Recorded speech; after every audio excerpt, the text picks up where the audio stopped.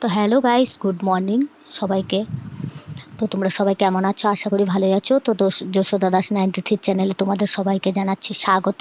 তো প্রতিদিনের মতো একটা নতুন ভিডিও নিয়ে আমি হাজির হয়ে গেছি। তো আমি বলছি যে কালকে ছিল আমাদের একাদশী, তো আজকে হচ্ছে পারণের সময় ছিল সকাল 8টা 7 মিনিট পর্যন্ত শেষ। তো আমরা সকালবেলা চান দান করে পুজো সেরে তো রান্না করার জন্য রেডি হয়ে গেছি। তো আমি আমার শাশুড়ি রান্না করছি। আর যেহেতু আজকে হচ্ছে শ্রাবণ মাসের লাস্ট, আজকে হচ্ছে সংক্রান্তির দিন।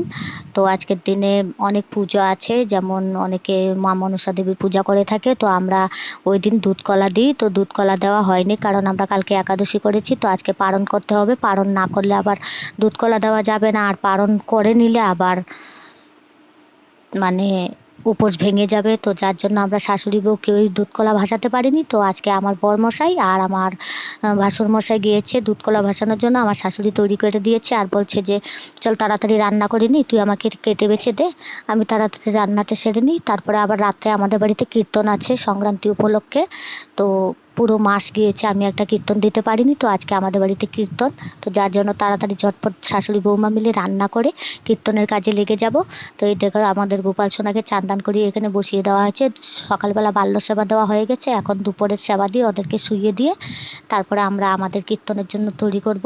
আবার রাত্রে সোনাদের নিয়ে যেতে হবে আমাদের বাড়িতে কীর্তনের জন্য, আসনে বসাবো।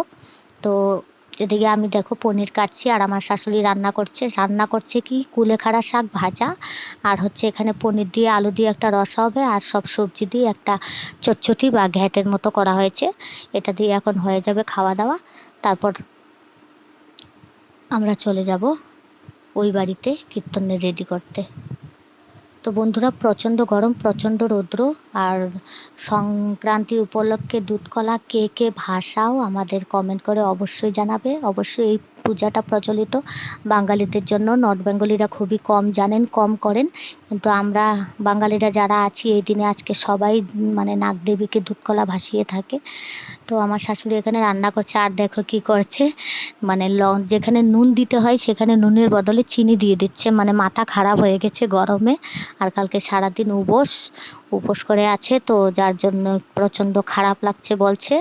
আর এখানে নুনের বদলে চিনি দিয়ে দিচ্ছে। তো আমি বলছি যে নুন বা চিনি যেটাই দাও না কেন, তরকারি তো স্বাদ হতে হবে, সেটা চিনি বা নুন যাই দিয়ে রান্না করা হোক, তরকারি স্বাদ হতে হবে। সেই শুনে আবার শাশুড়ি হাসছে, বলছে চলো ঠিক আছে, যা দিয়ে রান্না করি কিন্তু স্বাদ করতে হবে। তো এখানে পনিরগুলো তুলে আমার শাশুড়ি গরম জলে রেখে দিচ্ছে, তাহলে একটু নরম তুলতুলে হয়, টেস্ট হয় খেতে। তো আমাকে বলছে এক বালতি জল এনে দে, তো আমি যাচ্ছি কলে জল আনতে। তো এখানে আমি বলছি তোমাদেরকে যে আমার প্রচণ্ড গরম লাগছে, আর আমি দুধ কলা ভাসাতে পারিনি। কী কারণে ভাসাতে পারিনি সেটাও আমি তোমাদের বলে দিয়েছি আগেই, সেটাই আমি এখানে বলছি। তো তো শ্রাবণ মাস শেষ। তো বন্ধুরা, তোমাদের সবার শ্রাবণ মাস কেমন কাটলো? আমার তো খুবই খারাপ কেটেছে, কেননা আমি খুবই মতলব চাপের মধ্যে ছিলাম, যার জন্য আমি পুজো পাঠ সেরকমভাবে করতে পারিনি, শুধু সোমবারটা রেখেছি। আর আমি লাস্ট সোমবারে পুজোর মানে বাবার মাথায় জলও ঢেলেছিলাম, সেটাও তোমাদের সঙ্গে বলছি। তো চলো, আর আমি এখানে বলছি যে রান্নাটা হয়ে নিক, রান্নাটা হয়ে নিলে আজকে সবাই একসঙ্গে মিলে খাওয়া দাওয়া করবো। তো দেখা যাক, জলটা নিয়ে ভরে দিই। আমার শাশুড়ি রান্না করছে।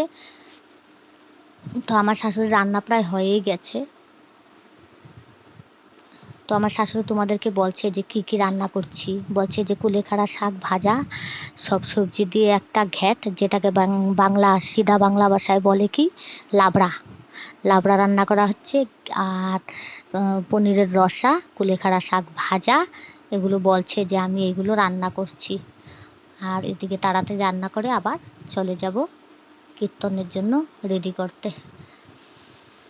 আর প্রচণ্ড রৌদ্র, গরমে কিচ্ছু ভাল লাগছে না। তো এখানে দেখো আমার রান্না বাড়া প্রায় শেষ হয়ে গেছে। শেষ হয়ে যাবার পরে এদিকে যারা গেছে পুজো করতে, আমার ভাসুরমশাই আর আমার বর, তারাও চলে আসবে। আসলে পরে আমি বলছি যে এখানে আমি আসলে ওদেরকে খাওয়া দাওয়া দিয়ে দিব। খাওয়া দাওয়া সেরে আমি চলে যাব আমার ওই বাড়িতে, গিয়ে আমার কাজ আমি শুরু করব। তো দেখো আমার মেয়ে পিছনে দাঁড়িয়ে আছে, জল খাচ্ছে, ও উপোস ছিল আমার সঙ্গে, একাদশী করেছে ও। একাদশী করেছে, তো বলছি যে তুই খেয়ে নে।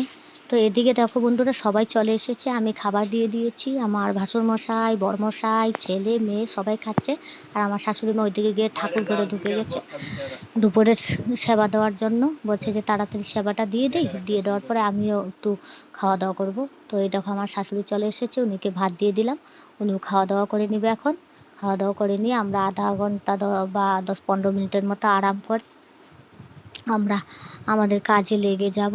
তো বন্ধুরা আমার এই ভিডিওটা তোমাদের কেমন লাগলো কমেন্ট করে অবশ্যই বলবে।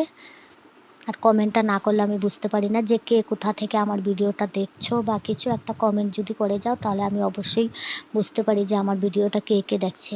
তো টাটা, বাই।